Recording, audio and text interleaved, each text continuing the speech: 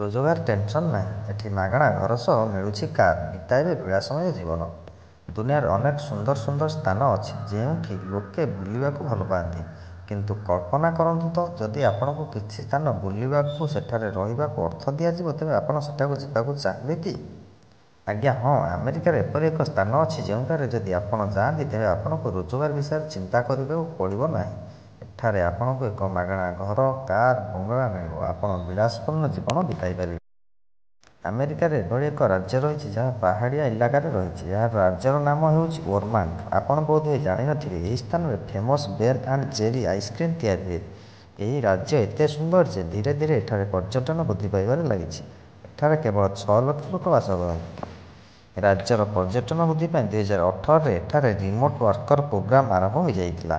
ବାଣିଜ୍ୟ ଓ community development agency ଅନୁଯାୟୀ ଏହି ଯୋଜନା ବର୍ତ୍ତମାନ ମଧ୍ୟ ଚାଲିଛି।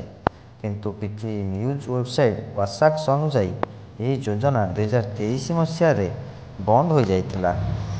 ଏହି ରାଜ୍ୟ ରିମୋଟ୍ ୱାର୍କର ଗ୍ରାଣ୍ଟ ପ୍ରୋଗ୍ରାମ 2 ବର୍ଷ ପାଇଁ ଆବେଦନକାରୀଙ୍କୁ $10,000 ପ୍ରାୟ $7,40,000 ଟଙ୍କା ପ୍ରଦାନ କରୁଛି। ମେ 2018ରେ ଓରମାଣ୍ଡ ଗଭର୍ଣ୍ଣର ଫିଲ୍ ସ୍କଟ୍ ଏ ସମ୍ବନ୍ଧୀୟ ଏକ ବିଲ୍ ସ୍ୱାକ୍ଷର କରିଥିଲେ, ଯାହା ଓରମାଣ୍ଡକୁ ଯାଇ ରାଜ୍ୟରେ ରହିବାକୁ ଏବଂ କାମ କରିବାକୁ ଚାହୁଁଥିବା ଲୋକଙ୍କୁ $10,000 ପ୍ରଦାନ କରିଥାଏ।